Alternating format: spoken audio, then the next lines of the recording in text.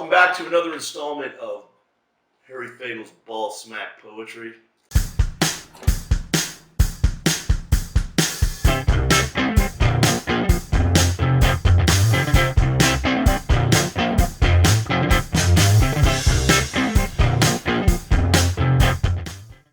I hope you're having a fantastic day, afternoon, evening. As I always say, because I don't know what time you're watching, I'm just glad that you are.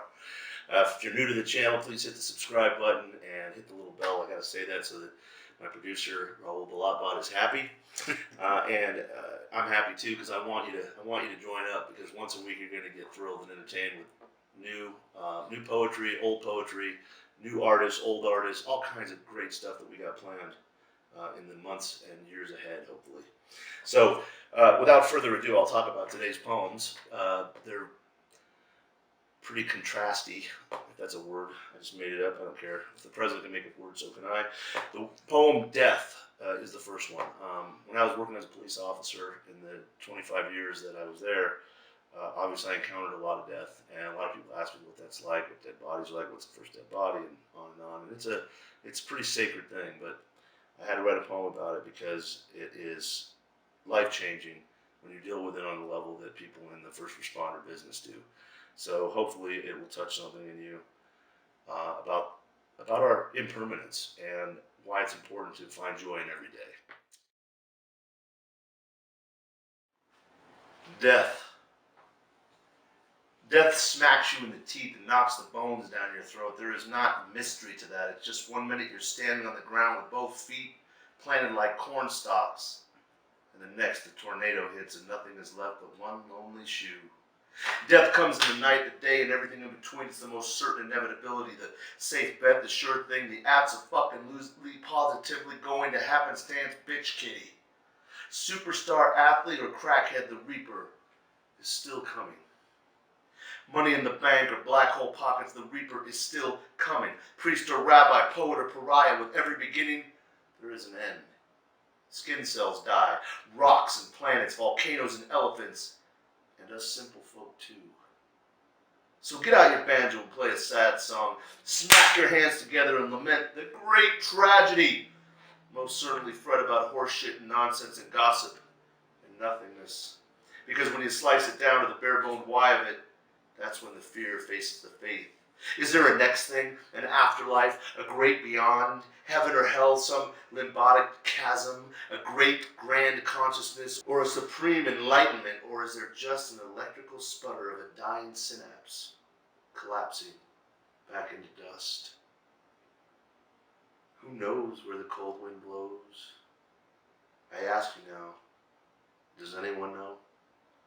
I do know that love is no stranger, and while the horrible cliche of some Whitesnake lyric may offend literary motherfuckers, I have to step to that place to make sense of this life sometimes.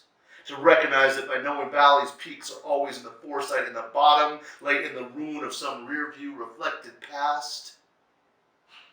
Love is the great bringer of hope. It is the shape and sense of things, whether atheist or orthodox. The truth lies in the connection between you and me and what will be. This dance we dance here and now in this place, feeling each other in the screaming abyss, even if but for a moment. Touching one another in some fantastic meltdown. Even sociopaths love themselves, so love is the truth of forever. It is the gift we grant and are granted. It is the greatest high, the filthiest low. It is our only chance at elusive, sweet redemption. Pundit or bandit, chocolate or vanilla, the reaper is still coming. That embrace is just another embrace that we must all face in this mad human race. This next piece is called F.Y.D.P, and that's an acronym for something. You'll probably figure it out once the poem goes. Hopefully I don't get sued by Dr. Phil, but if I do, so be it. It's parody, it's satire, it's protected under the First Amendment, let me remind you. And it is done in humor.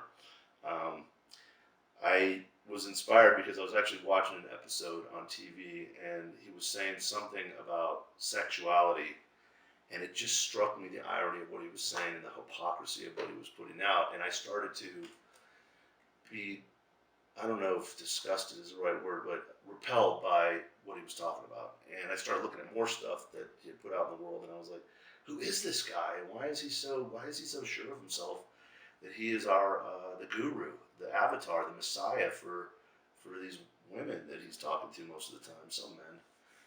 I know some people that have gone to his love boot camps and stuff, and they're not doing well. But I'm not knocking on him. I'm glad he's trying to help. But there's so much humor in the irony that I couldn't help but write a poem about it. So hopefully you enjoy F.Y.D.P. And I hope that if you're out there, Dr. Phil, that you enjoy it as well, and that you are able to have a sense of humor about it, because it is funny. F.Y.D.P. Wherever I look, the flesh beckons. You can't help it. Everywhere, supple breasts meet pouty lips, meet curvy derrieres, meet lengthy legs, meet shiny hair, meet pedicured toes and pierced nose. And my God, how does anything ever get done anymore? We point fingers and scoff as we try to hide our burgeoning boners that tet our pants to circus-like proportions. Our penis is not ignoring the truth half as much as we do. And skirts get shorter, and halters higher, and heels taller, and surgical enhancements harder. So when are we going to get honest with the whole sex thing?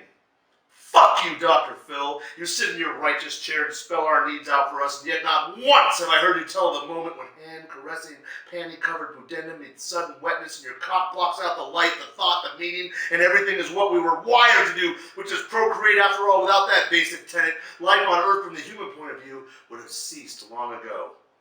Fuck you, Dr. Phil. With your long aphorisms about healthy sex, no one craves anything healthy. Here they want filthy, Dr. Phil. That's right, P-H-I-L-T-H-Y, filthy, slit, shaved pussies with hot candle wax. Just one drop, not too much to burn. Just a tiny pinhead splashing on the clitoris and wearing leather bondage gear and dressing up as your favorite storybook character and putting painted on faces on the head of your dick and naming it things like Sir Tandywhacker and fucking all the time, Dr. Phil. That's right, even when the lights are on. Dildos and dinosaurs, vibrators and Vaseline, anal beads and absinthe.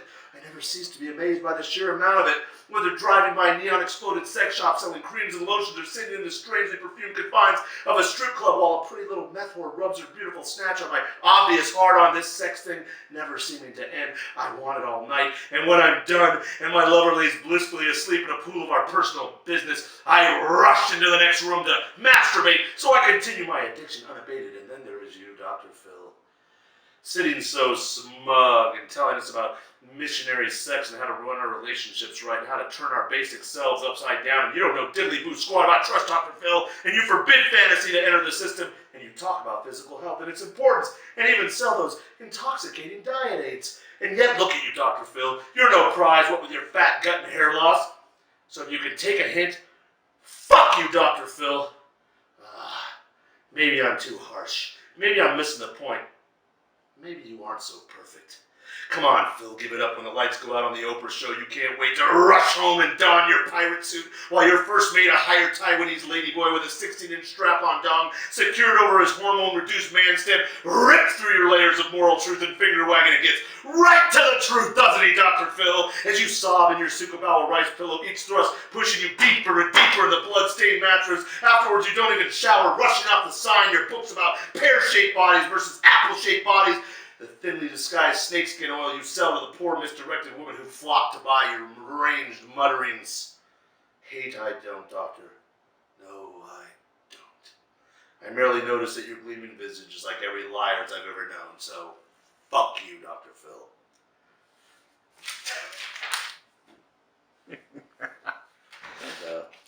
And enjoy, and we'll see you real soon on Ballsmack Poetry.